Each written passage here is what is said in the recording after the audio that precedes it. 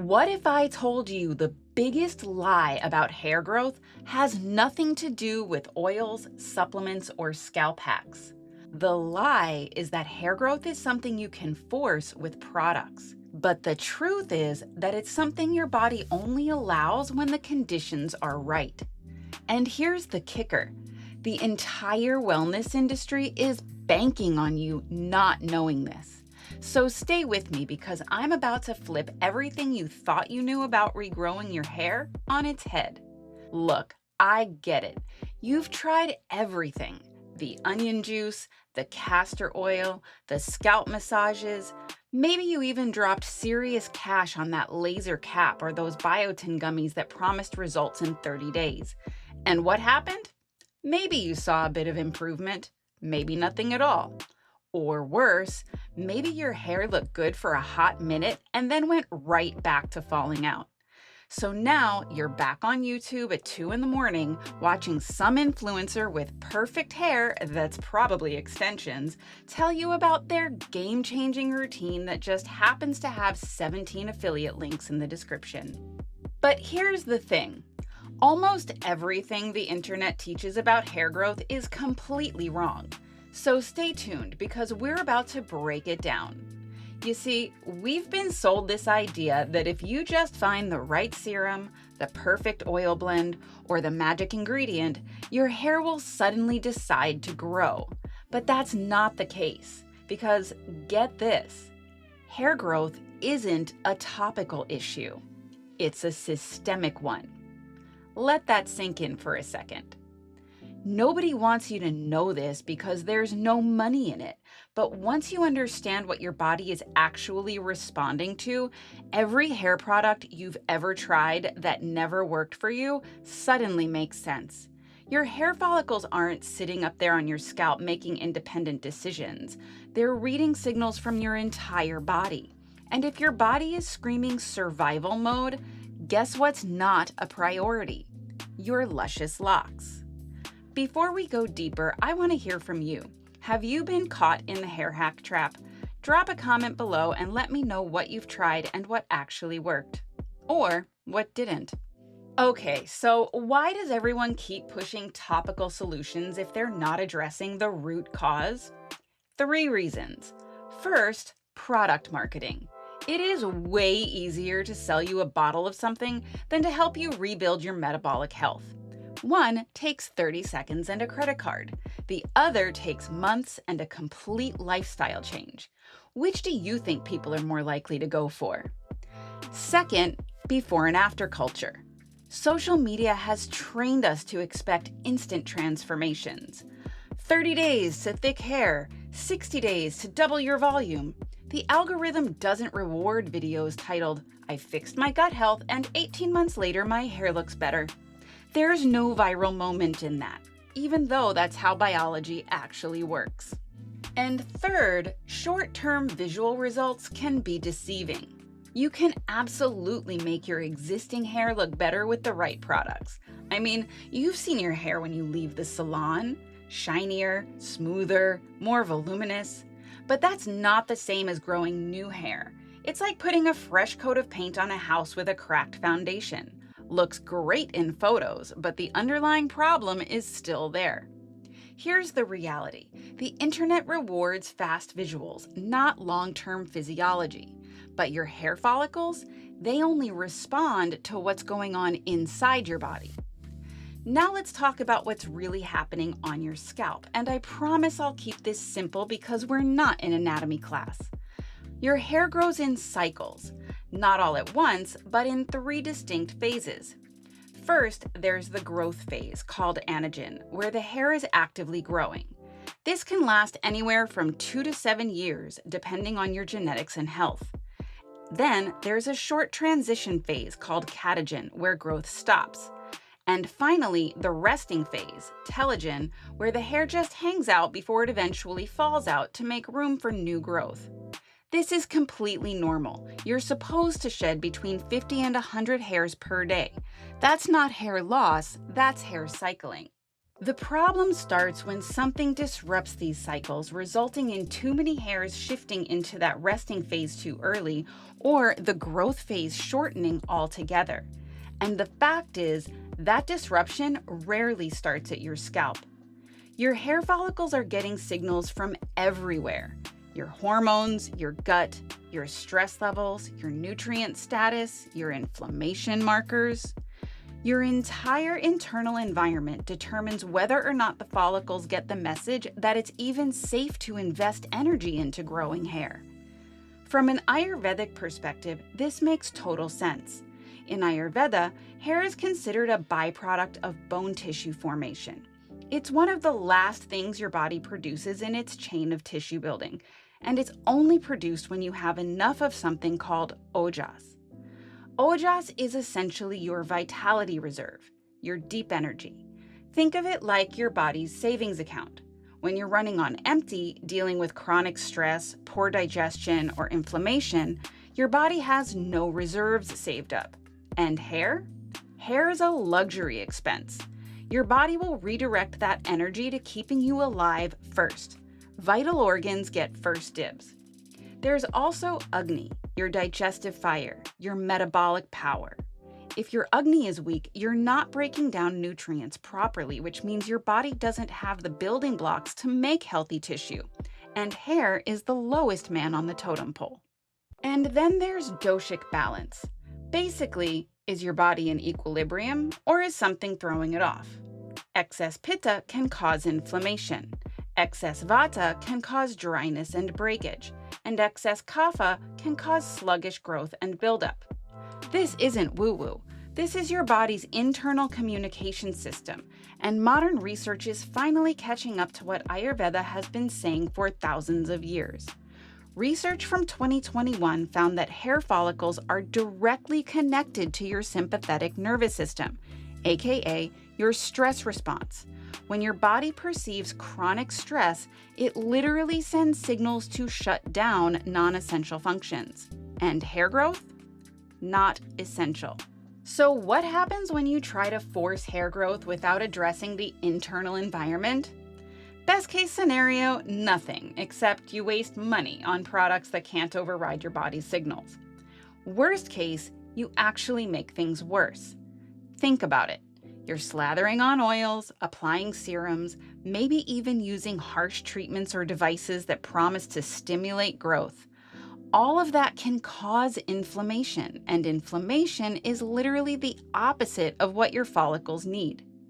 People will be doing these intense, aggressive scalp massages multiple times a day, using derma rollers every other night, layering 5 different products on their scalp, and then they wonder why their hair isn't growing. Now, don't get me wrong, gentle scalp massage is great. It can reduce tension, calm your nervous system, and improve local circulation. But that's very different from attacking your scalp like you're trying to wake it up from a coma. Your scalp doesn't need aggression. It needs care. Your body is already stressed. Your digestion is already compromised. Your hormones are already out of balance. And now you're adding physical stress directly to your scalp thinking it's helping? Here's what you need to remember. Your body will not grow hair if it thinks you're in survival mode. And overloading your scalp with products and treatments? That's sending a stress signal. Now, this is where we flip the script entirely. What if, instead of treating hair growth as an isolated problem, we treated it as what it really is, a downstream marker of your overall health? Hair is usually one of the last things to show problems and one of the last things to heal. It reflects your long-term health, your digestion, hormones, stress levels, sleep, and nutrient absorption. When those systems are balanced, your hair has the resources it needs to grow. That said, hair can also respond to sudden stressors. Extreme stress, illness, or severe nutrient deficiencies can trigger shedding quickly, even before other systems show symptoms. Either way, hair is your body's report card, a visible sign of what's happening inside, both over the long term and in response to acute challenges. So if you want healthier, stronger hair, you don't start at your scalp. You start with the foundation, your overall well-being. This is the longevity approach. We're not looking for quick fixes. We're looking for sustainable health that naturally results in better hair. And here's the beautiful part. When you fix the underlying issues, hair isn't the only thing that improves. Your energy comes back, your skin clears up, your mood stabilizes, and your sleep gets better. Fix the underlying systems, and hair growth becomes a natural byproduct of a body that feels safe and well-nourished. So what actually moves the needle? Well, it's not a 12-step routine and a shopping list of 17 supplements you won't even be able to digest. That's the old model, and we are not doing that here. Instead, I'm giving you principles, because principles work regardless of your specific situation. Principle 1, reduce inflammation. Chronic inflammation is the enemy of healthy hair growth, and the number one driver of inflammation? Your gut. Let's connect these dots. Your gut lining is where you absorb nutrients and where your immune system lives. When that gut lining gets compromised through things like processed foods, stress, antibiotics, environmental toxins, etc., you develop what's called increased intestinal permeability. That means your gut starts to leak. Once that happens, your immune system becomes constantly activated because it's fighting food particles that shouldn't be in your bloodstream. That creates system-wide inflammation, and that inflammation disrupts everything: your hormones, your nutrient absorption, your stress response, and yes, your hair growth cycles. A peer-reviewed study in 2022 found that inflammatory cytokines directly inhibit hair follicle stem cells. Translation? Inflammation literally tells your hair to stop growing. So how do you reduce inflammation? You heal your gut. That means removing inflammatory triggers, eating real food, managing stress, and getting enough sleep. Principle 2, improve systemic circulation.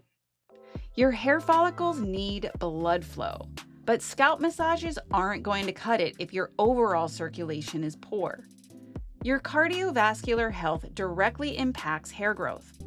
Research comparing whole body circulation to isolated scalp stimulation showed that improved systemic circulation through regular movement increased hair follicle activity more effectively than isolated scalp stimulation. That means daily exercise, my friends. You don't need to become an Olympic athlete, but you do need to move enough every day to get your blood pumping throughout your entire body. And if inversions are accessible to you, even better, because then that blood flow is going straight to your head. Principle 3, restore nutrient absorption. This goes back to gut health again. Your stomach acid needs to be strong enough to break down proteins, your gut lining needs to be healthy enough to absorb nutrients, and your microbiome needs to be diverse enough to produce certain vitamins. And here's the research that ties it all together. In 2023, one study found a direct correlation between gut microbiome diversity and hair density. People with healthier, more diverse gut bacteria had measurably thicker hair. Your gut isn't just connected to your hair health, it's the command center. You can take all the biotin in the world, but if your gut isn't absorbing it, you're just creating expensive pee. Fix the absorption, and suddenly the nutrients you're eating actually reach your hair follicles.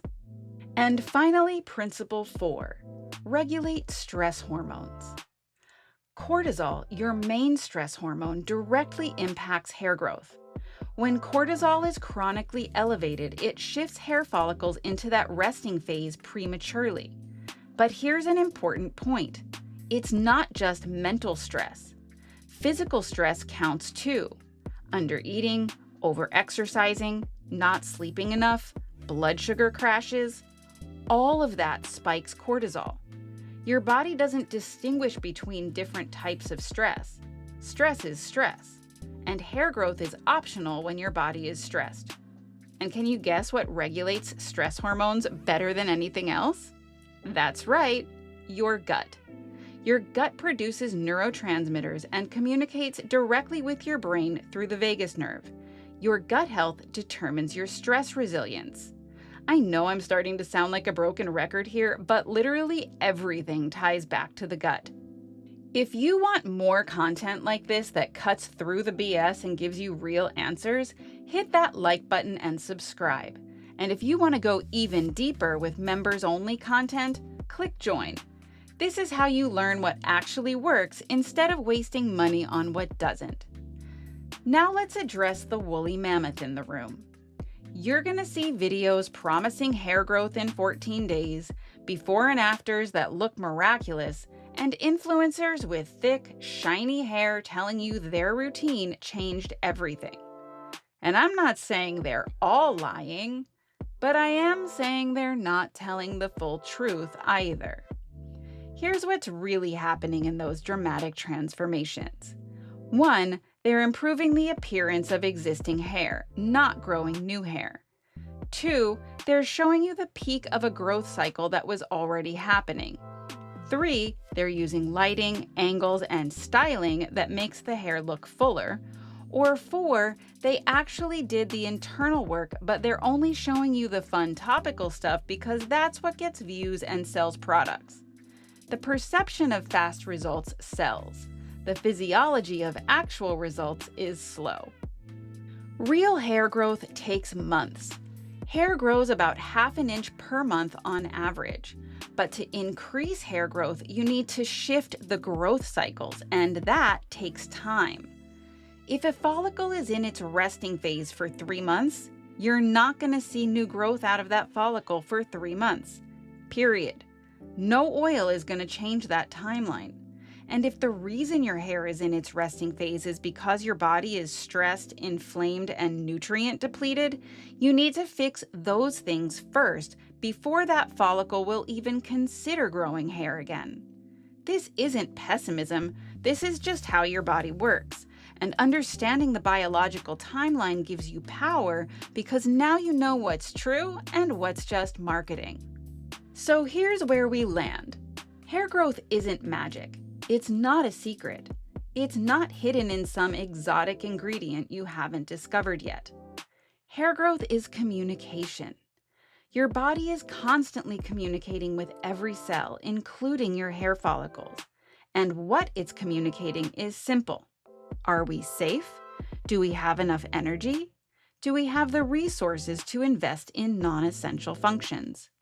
When the answer is no, hair stops being a priority.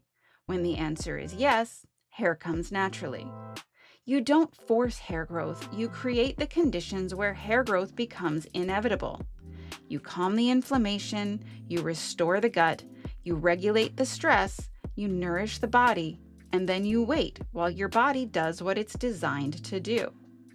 If this video helped you, share it with someone you love, and then watch one of these videos right here for the next step in fixing your foundation from the inside out. Remember, longevity isn't luck, it's a lifestyle. Until next time.